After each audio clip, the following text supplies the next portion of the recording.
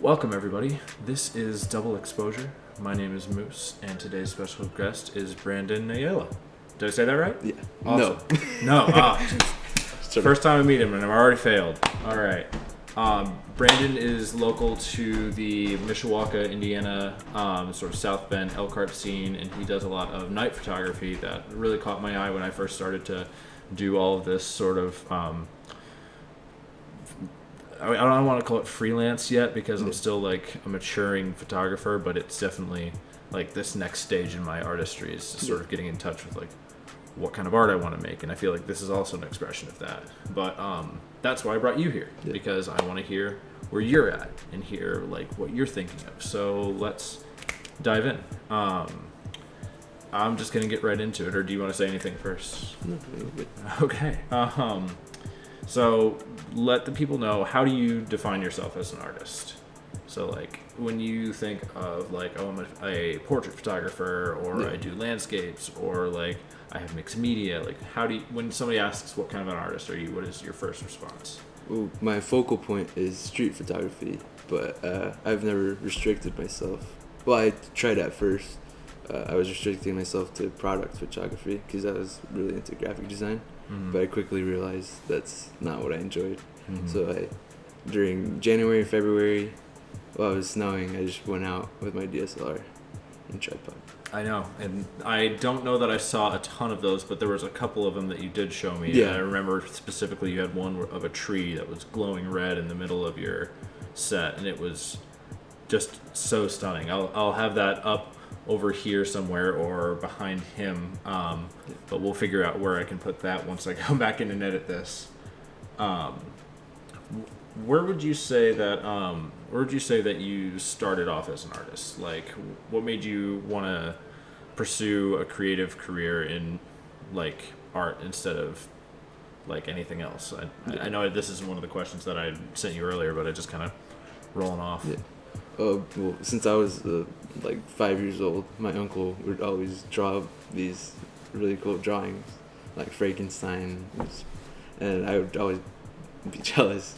So show me how, and he just said, just do it, which I thought was, at the time I was like, what do you mean? But now I understand. You really do just kept on. I just kept on drawing and drawing, but after that, quickly, I started getting into computers, and from there I saw that digital art was a field that I could pursue. But after a few years, it didn't seem to fulfill me. Yeah. So I got a DSLR, and I took a few pictures, but at that time it didn't seem like it was a thing to do. But this January I was just like, let's see if it is. It's the year of changes, whether we like it or not, right? So you learning the basic fundamentals from your uncle with those drawings is just instilling that sort of idea of you just got to keep doing it and keep doing it. Yeah. Would you say that's sort of spread out through your entire creative career, or is there anything that you found that you can just pick up and you're already there on? No, that's definitely like what I've been following, but yeah, basically you want me to go into why I continued pursuing. Yeah, absolutely. Like I want to hear, like that's why you're here. Yeah, like, right. As an artist, I found your work so striking. Even just like those few shots that I like commented on it initially, that like it blew my mind wide open to like all these different artists, and like street photography. I didn't even consider it as being a facet of art the way that it is to me now. Like you got me searching down that rabbit hole about all these other artists that we might even get into later, but I won't bring them up for spoiler reasons. But yeah, what like go from there. Like, right. Well, as I went into graphic design, I discovered the whole field of 3D modeling and rendering, and that had me looking at every object differently. Like I would try to see how I would model it, and that would go for everything. I just look at it from different angles. Like, how could I recreate this? Yeah. And after some time, I picked up the camera and I applied that to taking pictures. I was like, how could I look at things differently. I got my start as an artist through a very similar means. During high school, I took a lot of like tech classes, so I was doing modeling, but I didn't know it was modeling at the time. It was just sort of recreating these blueprints into a 3D space. Yeah. But like that right there began the fundamentals of like how I look at things when I started making them and doing renders and doing art like that now. Yeah. So I can definitely see how your experience with your uncle kind of pushed you into like embracing that same sort of mindset with all the different fields that you've tried out. Yeah. What one of your pieces or what piece or event has changed you the most as an artist, would you say, from like where you were to like where you are now? Well, I ran into a photographer, which he also does street photography, named Willem Verbeek, which that led to me discovering the book Cape Light by Joel Meyerowitz. And this piece, it fascinated me. So this is the thing that pushed you. Yes. Oh man, I'm curious. Can I dig through this a little bit? Yeah. So tell me about like what you took from this. It was after a really long day of driving all day. I got home and I had ordered this and saw that it was in the mailbox, and I grabbed it, took it out, and I was exhausted, but as I read through it, it fascinated me. So this is like a conversation. Yeah, this is a conversation. It starts with a conversation, but then you get to a few of his pieces, which this whole book is one roll. Medium format. Yeah. Just one roll of medium format. Yeah, and it took me. Like I can already see where you could be drawing inspiration from these and some of the work that you've done. I don't want to like dog you your pages, but like the color alone and how crisp it is and how clearly defined these shots are is just stunning. Perfectly exposed in his composition.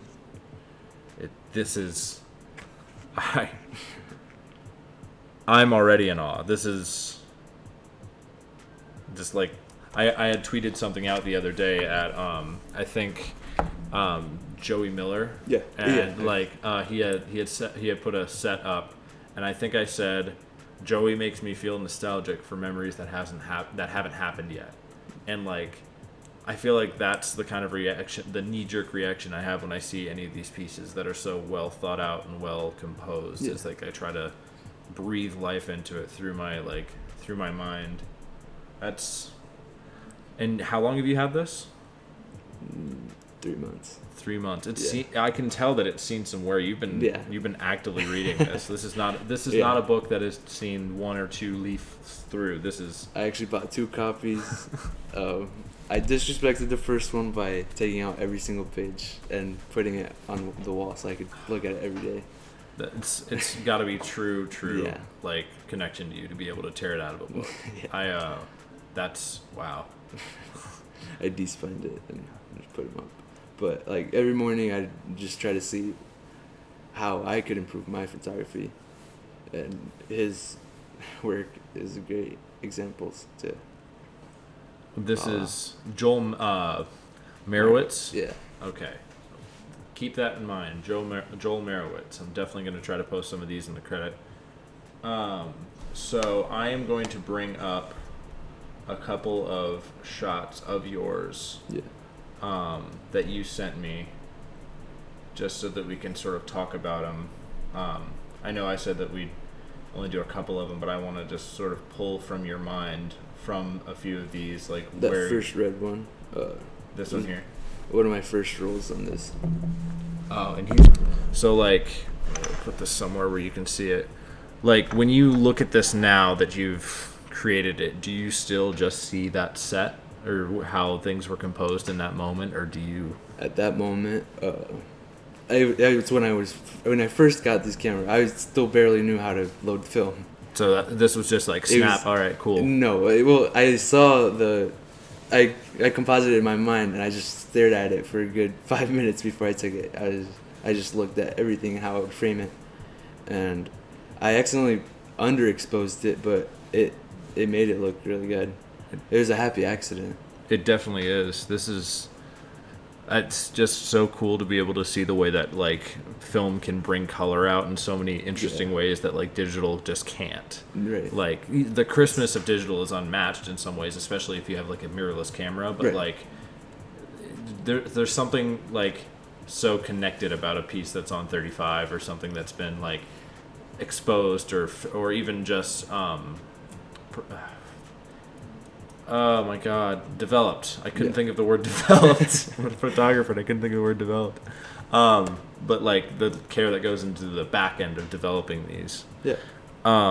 This is another one. This is one of the first ones that really caught my eye to distinguish you as a local artist, because this is the Rocket Car Wash that's in downtown, right around here. And I had seen this and I was like, oh man, he's in town. I didn't know that he was a Midwest artist. But then after like diving in, I realized that you were a local. Yeah. And then like no less, you actually know my sister. You went to school with her. Correct. So that's a big happy incident. But like tell me about this one in your words. Like what did this one make you feel? Well, years ago, I'd pass by it every day for school, and I'd just look at it and be like, "Oh, that looks cool." But once I got into photography, I really like stared at it, and one day I just decided to go out with my tripod, and I parked right in their parking lot, and I just set it up, and that's when I first got my light meter. To make sure I got the exposure perfect. Must have been a nice feeling to know that your film was going to come out good. Yeah. I even bracketed it just in case. But because I knew this was going to be a really good shot. Well, this is really, really nice. There was one more that I really wanted to dive into that I feel like I gave you a bunch of crap about when I first saw you post it. This one, because I really like the way that you exposed the sky, but like anytime I see the broadside of a house anymore, I'm so desensitized to the American football album. Take it back. I'm kidding. No, you're right. I know exactly what you mean. Every time I upload, someone brings it up. I had to do it one time, and I know immediately he was like, "Shut up, shut up." He thought I was a cool artist at once, and then I made a bad joke, and he's like, all right, whatever. But I wanted to touch on that real quick. But what I really want to talk about is this one. This is one of your more newer ones, right? Yeah. Yeah, this is the wide format one, or at least compared to the other ones, which are a more portrait. Yeah. Yeah. This is a wide format of what looks like a roof against some sky. For those of you who are listening and can't see, that was a weird way to say that. Hold on. This is a really interesting one that I wanted to point out. It's got it's a rooftop that's silhouetted against a clear blue sky, but you can see the transition between like the night and the daytime sky. And I think I might be wrong. Either that's an impurity in the film or a star coming out. It's the North Star. It is the North Star. Yeah. Cool. I tried to get in the shot. Astrology. All right. But this one really, really spoke to me just because of like the stoicness of having that like rough brick exterior, but the light that's inside of it just has that bit of like life in it. What was going through your head when you saw when you saw this sort of come together the way it did? It's actually the corner downtown Elkhart.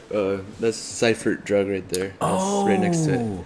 Oh my gosh! I'm looking at my own hometown in a different light, and I'm awestricken by it. This is a perfect example of how like photographers have a third eye in the back of their head that like no one else can touch. But from the distance, I was across the river. I spotted the orange light coming out with a plant, and it gave me a sense of serenity. But I didn't want to just shoot it like that, so I went up close to it, and I just went around the building once, and once I got to that corner, I just looked up, and it was perfect. Just locked in. It was, yeah. The composure is really, really strong, and I really like the way you used your negative space in here. It's I always use the word expressive when describing art, and I gotta like find new words for it because I swear people are just going to get annoying or call me fake. But like, I just find so much emotion that comes out of these well thought out images, and that's why tonight actually Brandon has promised to take me on one of his night runs, and I've got my own Pentax here that I'm going to be toting around and hopefully getting a decent shot or two. I've got, looks like 30 snaps left on this roll of Kodak, so I'm hoping that I can put it to some good use and not just get a bunch of like, oh, let me just test the light. But yeah, that I want to show you two more. Yeah. I'm gonna pull them from somebody else's Twitter real quick, and I will point them out. I will give them credit because they are amazing, and I want them to know that we appreciate their work.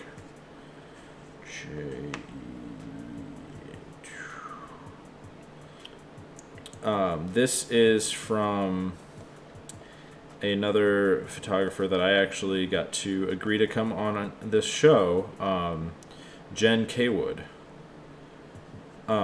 This is one of her pieces that I really thought spoke a lot to me. It's not quite street photography, but it uses the same composure. That contrast. Yeah, and I wanted to see what emotions come out of you when you see this.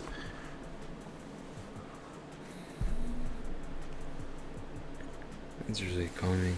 Yeah.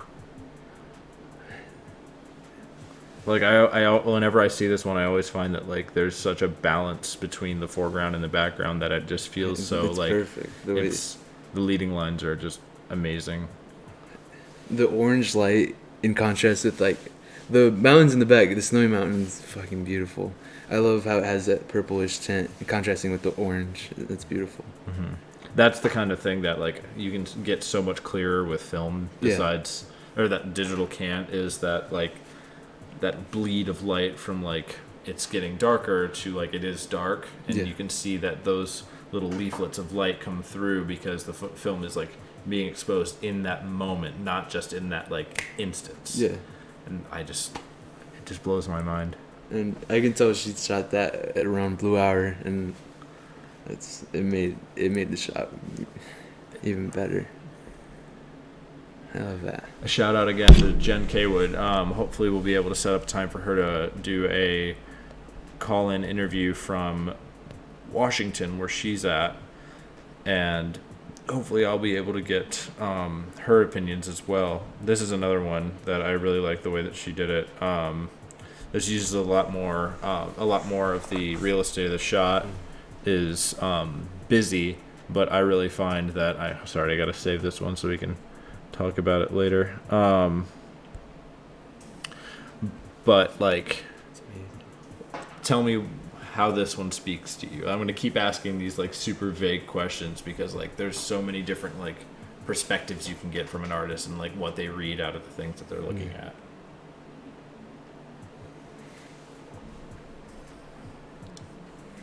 I love the softening of the mountain and the water. Oh, yeah, sorry. You're good. I made tea, and I just want to make sure that he's not going to get a bitter cup.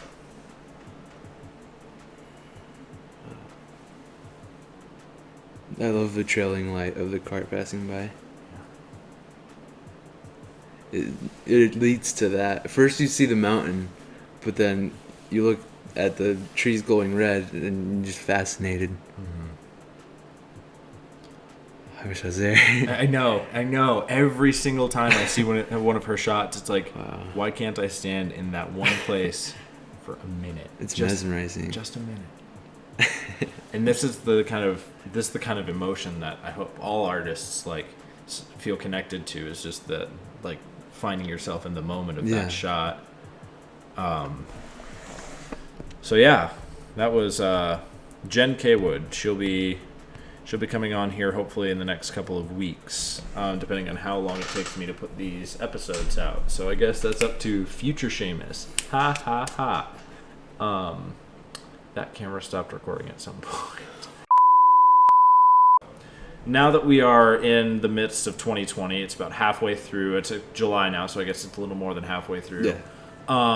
With all of the stuff that's happening with the pandemic, with quarantine, with just all of the overwhelming factors of what's going on in the world right now, how would you say that like the pandemic has affected the way that you make art?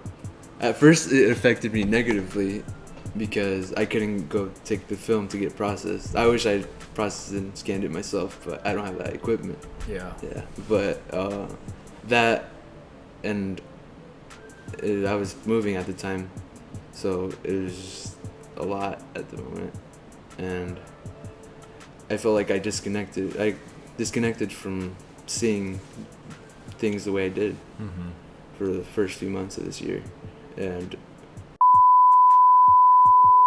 getting back into it was really hard. Yeah. The first like 2 rolls, I was not proud of any shot. It felt like I had just started once again, and that showed me why I shouldn't take the long breaks that I want to, but I shouldn't.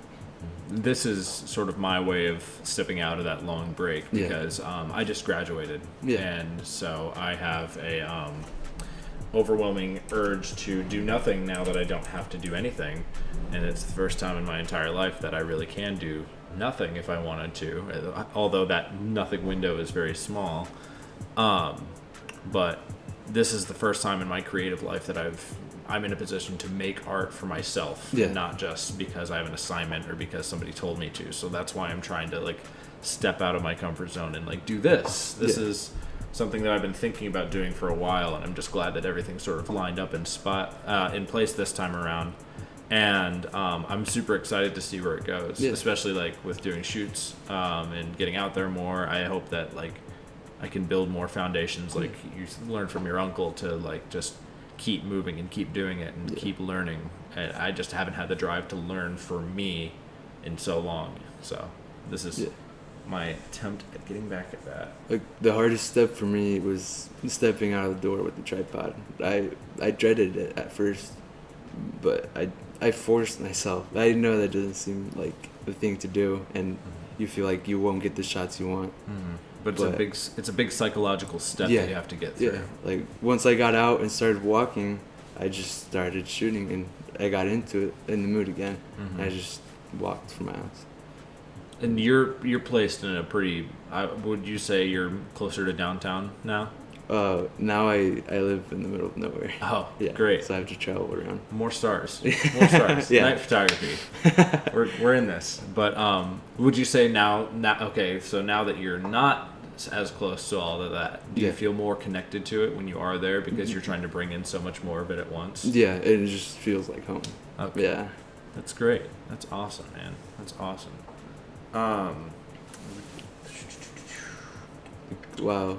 While shooting, like the shot you showed me. Yeah. What was your name? Seamus. No, her name. Oh, her name. I was gonna say.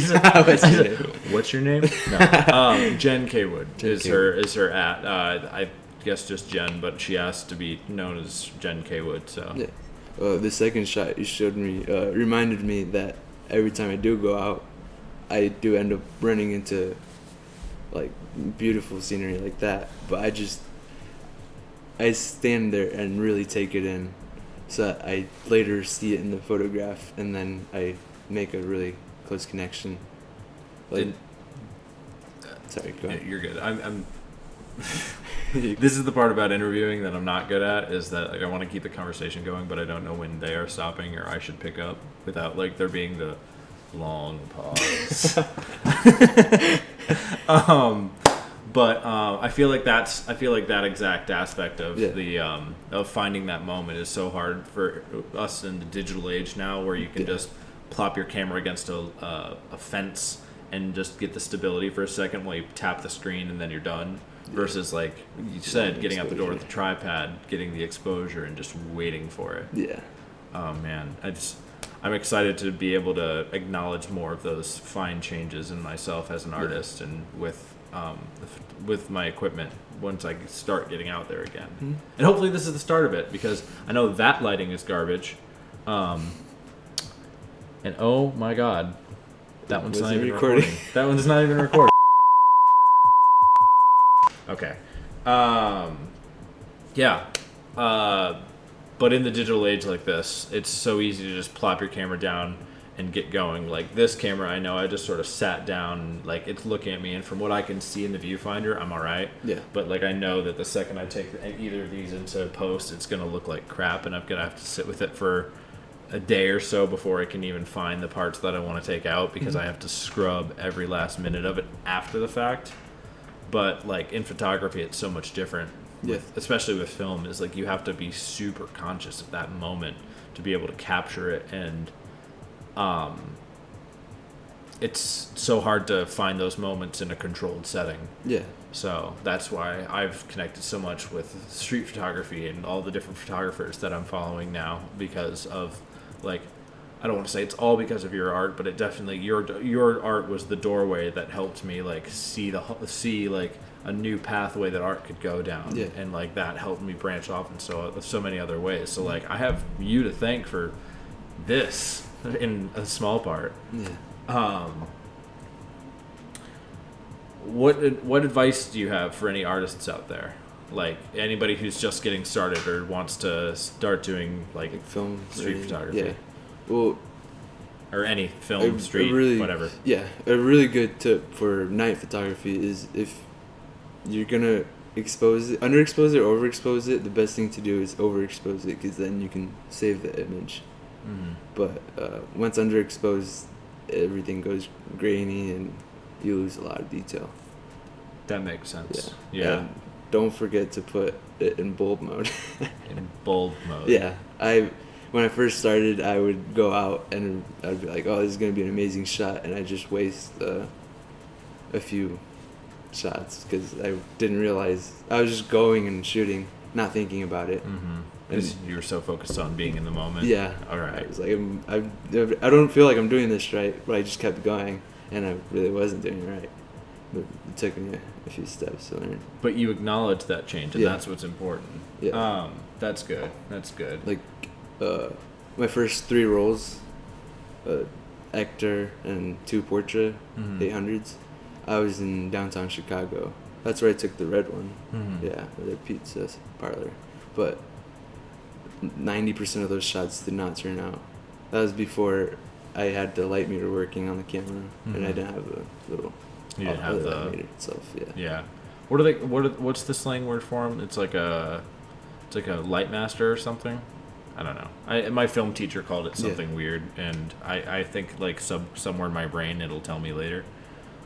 But yeah. I've got one more question for you. Can you recommend to the viewers out there 3 artists, whether living or dead, or on Twitter or in a museum? Where would you like people to know about that don't know about it now? Well, like the way you're saying some of my photography, like, opened the door to all these other street photographers. Willem Verbeek was one of them. He led me to see Joel Meyerowitz. And not too long ago, I discovered Joey Miller. Yeah. Yeah, local, right? I think he was at one point, but I know that he's like a Midwest photographer either way. Yeah. Yeah. Joey is absolutely fantastic. I've actually reached out to him to see if he wants to be on the show, but I haven't heard back from him yet. But the dude is like amazing, and he's got like a billion different things going on in his life, and I don't want to pressure him into being on my little YouTube show, but it'd be so cool to like get into his head for a minute, because oh my god, he's phenomenal. I'll try to put up one of his shots here, and you guys can take a look at it. Hopefully this video all tracks and I'm able to save some of this footage. If not, it's gonna make for a cool podcast. Anyways, thank you for coming on the show, Brandon. It is an absolute pleasure to meet you in person finally. Yeah. But where can people find you? Where do you want people to look when they want to see your work? I put all my work on Instagram. That's my main focus. I'm trying to grow that, but it's at Brandon AYALA _. Okay. Yeah. And I'll put that up on screen as well. I've got your Twitter as well. It's Brandon Ayala. Ayala, yeah. Ayala, sorry. Yeah, you're good. Brandon Ayala with 4 A's at the end. We don't talk about that. Oh, fine. I'll just scratch that out. It's just Brandon Ayala. No, you'll find him that way. Whatever. You know how to use the internet. You can do it. It's fine. Well, thank you again for being a part of the show. Any parting thoughts? To go back to another good tip. No, anything. Yeah. Go for it. Like earlier, I was also talking about the hardest step is walking out the door with the tripod. You would think you would look weird with the tripod or your camera sometimes, but after a while, you just learn not to care. Just do it. You just have to do it. Yeah. Will we get trademarked for saying that? But yeah. I don't want to put that in quotes. Just do it, Brandon Ayala. Right here. Right there. It's too late. It's in the internet now. Oh, all right. Well, thank you for being a part of my show. And just like you said, for any of you artists out there, if you have any hang-ups or anything holding you back, I know it's a lot easier said than done, but really the first step is to just put yourself into a position where you can learn and be vulnerable and just do it. That's the best way to do it. Just get out there and do it. So I will see you guys next time. My Instagram is produced by Moose, or you can find me on Twitter at produced by Moose or cmoose06 for my digital art. If you are curious about like my streaming side and all that, that's also there. But otherwise, this has been Double Exposure.